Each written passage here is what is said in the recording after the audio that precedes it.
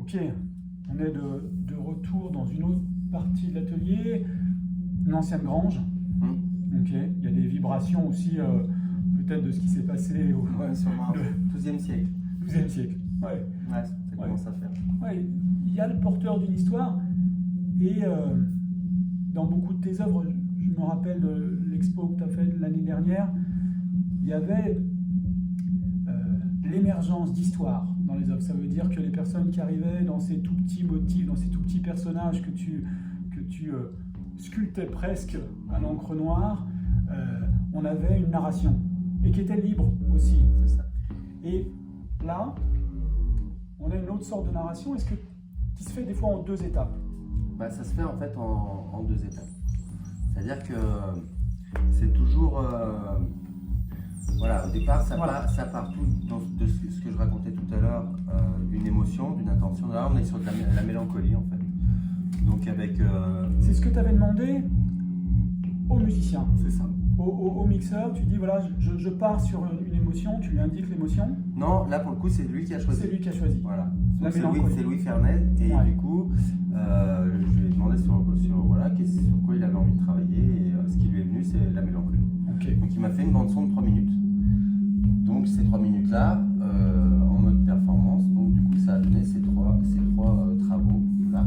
Alors là, effectivement, donc là on est sur les... Donc là c'était en bas, c'était en dessous, parce que du coup le placement des tableaux est important. C'est-à-dire que là c'est la recherche de lumière en essayant de respirer, de s'extirper de cette émotion mélancolique. Mais en fait on se rend compte qu'on n'y arrive pas, ça reste gris. Là c'est au milieu, et après effectivement j'ai repris, mais de manière assez dynamique pour garder l'énergie et la force du dessin à la craie sèche, le côté marron, le côté terreux, le côté... Là, ce que m'évoque la mélancolie, les couleurs que m'évoque la mélancolie.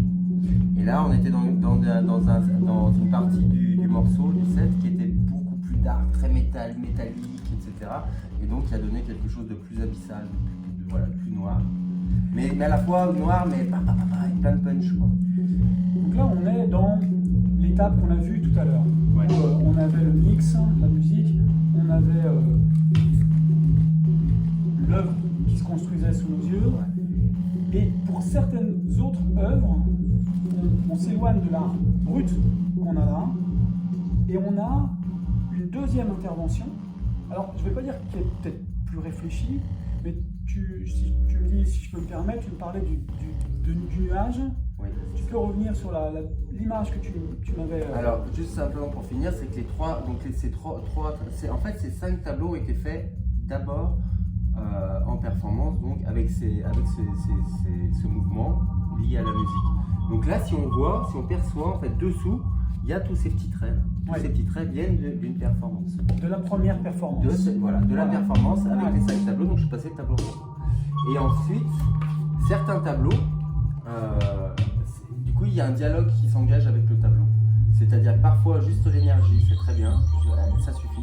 Et parfois, c'est comme quand on regarde un nuage, justement, il y a des figures qui se dégagent de ces formes, de ces traits, et généralement, enfin moi, sans le vouloir, c'est un bestiaire. C'est toujours en rapport avec les animaux. Et donc il y a des sortes d'animaux là qui ressortent, donc que je viens faire émerger par le pinceau. Donc là c'est l'acrylique, ça peut être aussi au crayon, aux couleurs. Ouais. Ça dépend. Là il y a une certaine douceur en fait. Que la mélancolie est quelque chose d'assez doux, assez rond. Et combien de temps après l'œuvre primaire, tu reviens et tu te permets par exemple de faire cette sorte que moi je vois, l'alligator, cet oiseau qu'on devine ici qui semble s'envoler. Est-ce que c'est dans la journée ou alors tu te laisses le temps de revenir? Ça dépend. Ouais, ça dépend vraiment. Ça dépend. Là pour le coup, cette session a été faite dans la journée. Dans la journée. Ouais. Mais il y en a d'autres, non, parce que généralement quand je m'arrête pas quand je suis dans l'énergie de la performance, j'en fais beaucoup, et à un moment donné je regarde ceux où je vois qu'il y a quelque chose à sortir, et du coup je ressors. Ce qui va être intéressant dans cette expo, rappelle-nous le lieu en octobre. Donc c'est le hangar 717 Hangar 717. à Glazé. Donc en fait c'est vraiment à la frontière Villefranche-sur-Saône et Glazé. Ouais. Donc c'est un lieu d'art actuel, voilà, pour ne pas dire art contemporain. Et ce qui va être intéressant, ce que tu m'as dit, c'est qu'il y a les œuvres, mais il y a le contexte également. Ça veut dire qu'à chaque fois, on aura un casque Voilà. pour entendre le mixage qui ont conduit à ces œuvres. C'est ça. Il y aura la possibilité que les gens, s'ils achètent les œuvres, aient le mix. Ah mais ils auront le mix ouais. avec. Ouais. Et on prolonge l'expérience, en effet, chez eux, C'est ça. dans leur propre univers, avec leur propre, dans leur propre nuance. Bon, c'est génial. C'est génial. Merci beaucoup Bah, merci de nous à avoir toi. accueillis ici. On va continuer avec une dernière vidéo avant de se quitter, où en effet on avait commencé avec la vidéo sur les premiers avec le noir, et on a une deuxième vidéo avec cette œuvre-là, où là tu étais complètement assis. Et voilà.